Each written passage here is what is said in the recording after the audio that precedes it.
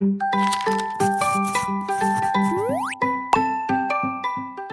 did want to talk to you about something that I thought is very interesting. Because I run a community of CPAs, EAs, tax pros, accountants, we're all buying accounting firms and stuff. I'm in a unique position where I get to kind of see the different deals getting done. And so that's something I wanted to talk about today. What does that average accounting firm look like? What does that average deal structure kind of look like, the terms? And so with all these data points that I have, there are a few of them that I want to show you. This is within the ballpark. This is outside, right? These are outliers. This is where the cluster is. The average deal is going to look something like 20 to 30% seller financing. Again, average.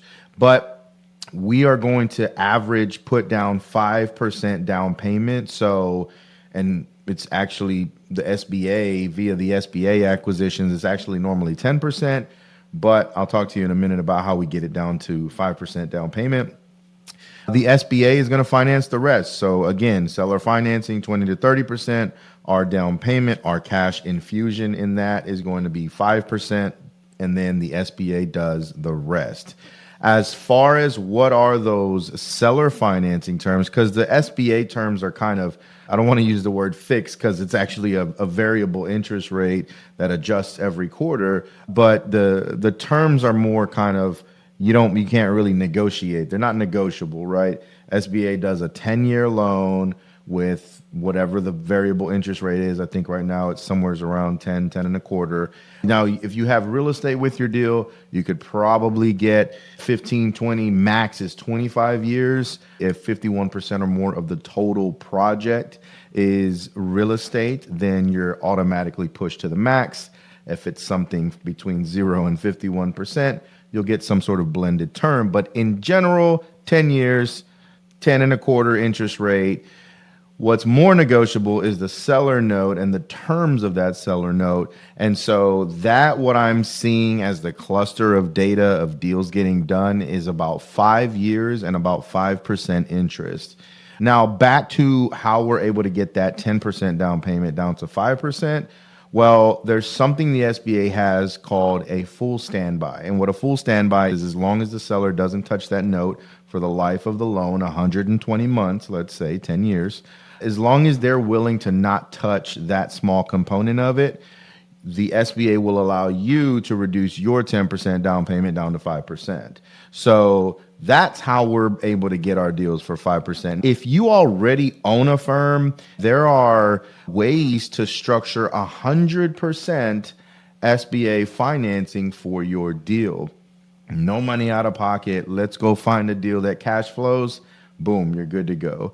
If that's something you want to explore more or talk about more, feel free to reach out to me and we can chat. But here's something that isn't really like market, like this is what the average is. This is more of a non-negotiable, right? And that is that I need that seller to stay around for at least the tax season.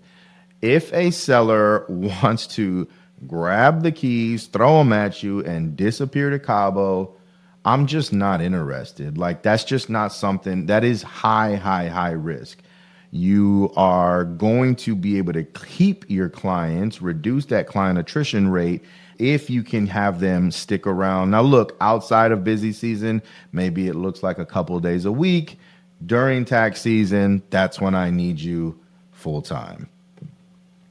But those are just some of the things that I see as kind of outliers. I'll tell you about Alexi here. Alexi's in my private community. He got a $1.25 million deal with 50% seller financing and then 50% SBA financing. He was eligible for the 100% SBA financing because he already had a firm.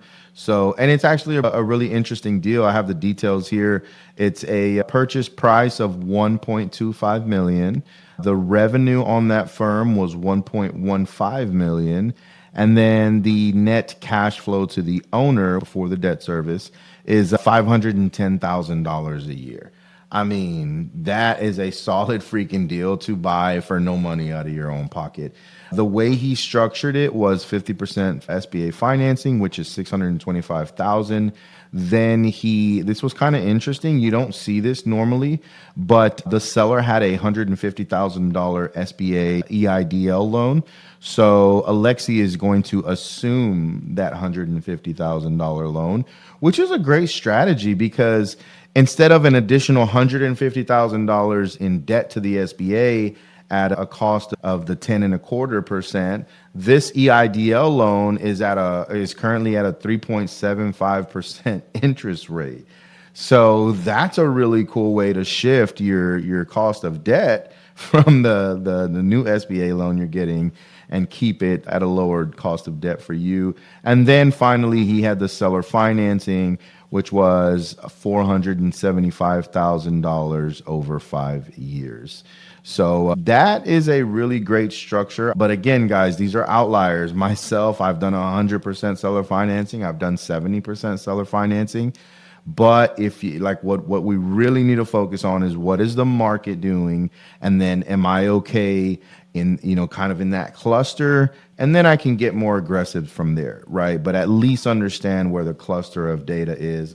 I think any smart number cruncher out there would be well served to do that. So, hey guys, if you have any more questions on buying an accounting firm, my name is CJ Silvas. I'm a CPA, and I have now acquired 4 accounting firms. I also run, oh, by the way, all of them were for no money out of my own pocket. And I also run a private community of CPAs, EAs, accountants, tax pros who are all also acquiring firms. Some of them are on their first firm, their second firm, their third firm. It's an awesome, awesome community to be in to kind of get around like-minded, acquisition-minded professionals in our industry. To my knowledge, there is nothing else in the country out there like our community. So if you're interested, reach out to me. My details will be somewhere around, and we'll talk to you later. Have a good one. Oh, remember, it's a cruel world, but we're better together. We'll see you later.